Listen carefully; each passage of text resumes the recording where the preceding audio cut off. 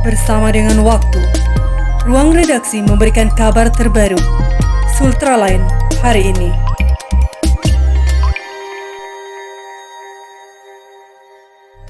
Bersama kami, inilah kabar untuk Anda.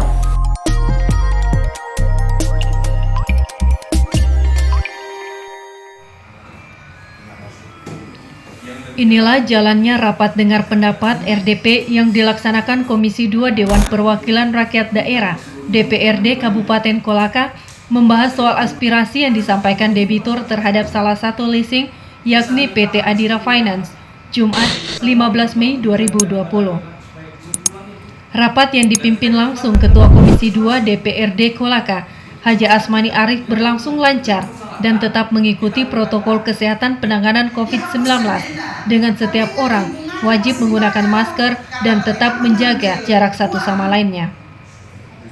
Hadir dalam RDP yakni pihak debitur yang terkena dampak dalam hal ini supir antar kabupaten kota, pembina Asosiasi Supir Kolaka yakni Bustang Mustafa, manajemen Adira Finance yang diwakili manajer utama Ahmad dan manajer operasional Komang. Para debitur menjelaskan akibat dampak corona akhirnya mengajukan restrukturisasi atau keringanan kreditur ke pihak Adira Finance. Di mana langkah itu mengacu dari penyampaian pemerintah mengenai aturan PUJK nomor 11/PUJK-03/2020 tentang stimulus perekonomian nasional sebagai kebijakan countercyclical mengatur bahwa debitur atau pemilik kewajiban kredit yang mendapatkan perlakuan khusus dalam PUJK ini adalah debitur termasuk usaha mikro, kecil, dan menengah yang mengalami kesulitan untuk memenuhi kewajiban pada bank atau leasing. Pasalnya, debitur atau usaha debitur terdampak penyebaran COVID-19 baik secara langsung ataupun tidak langsung pada sektor ekonomi seperti pariwisata, transportasi, perhotelan, perdagangan, pengolahan, pertanian, dan pertambangan. Namun para debitur diharuskan membayar uang sebesar Rp1.700.000. Inilah yang menjadi keluhan debitur. Pasalnya dinilai sebagai pungli.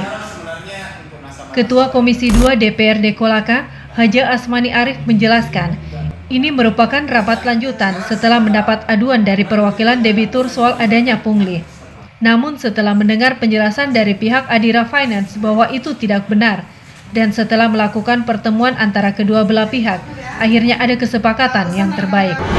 DPRD Kabupaten Kolaka bersama lintas komisi dan khususnya Komisi 2 memang pada saat rapat pertama tidak direview oleh PT Adira, tapi kemudian hari ini kami mengundang resmi kembali manajemen PT Adira di ruang Komisi 2 dan alasan dari Adira Finance bahwa undangan yang masuk di kantor perwakilan Kabupaten Kolaka ini terlambat sampai informasinya ke kantor cabang Kendari, sehingga kami juga bisa memahami itu karena pada akhirnya rapat kedua yang kami undang ini manajemen dan seluruh kreditornya hadir di ruang Komisi 2 dan kemudian ada asosiasi yang menyampaikan pada rapat pertama bahwa ada pungutan yang dikatakan bahwa itu pungli yang dilakukan oleh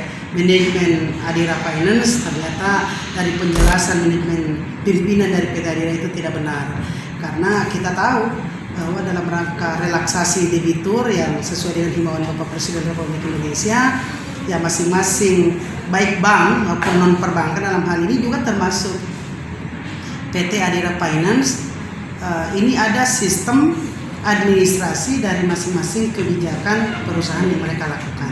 Dan saya kira tidak ada masalah karena dari asosiasi sopir kemudian dari manajemen PT Adira ini sudah kami pertemukan dan alhamdulillah sudah ada kesepakatan, malah sangat membahagiakan sekali karena dari pimpinan Adira juga menyampaikan kalau ada denda di bulan pertama, kedua, sampai ketiga itu bahkan mereka membantu masyarakat pelaku usaha ini untuk membebaskan denda itu.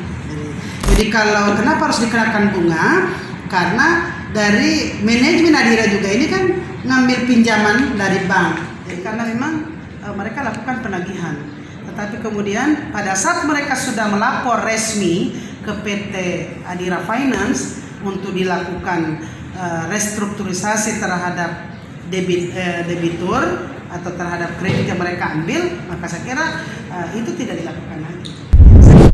Sementara itu, pihak Adira Finance melalui manajer PT Adira Finance Cabang Kendari, Ahmad menjelaskan dana itu masih bisa dinegosiasikan antara pihak debitur yang memang terdampak COVID-19 dan berjanji akan memudahkan para debitur.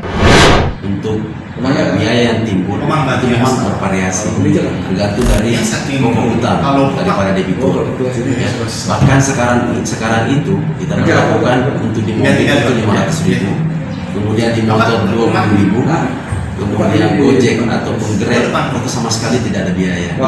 Ya, itu yang kami lakukan saat ini. Ya. Adapun yang terkait mengenai 1.300 atau terkait dengan pungli itu sama sekali tidak benar, dan itu kita semua by system dengan ada kwitansinya, jadi kita tidak ada penagihan tanpa kwitansi dan lain sebagainya, semua jelas. Ya. Kalaupun ada denda yang timbul ketika wabah COVID-19 ini, itu kita akan hapuskan semuanya. Ya. Bahkan kalau ada denda sebelumnya masih bisa kita bijaksana, itu kita akan kasih juga Ibu Ketua untuk hal itu. Dari Kompleks Blok M BD Kendari, jurnalis Sultraline Sri mengabarkan untuk Anda. Fasilitasi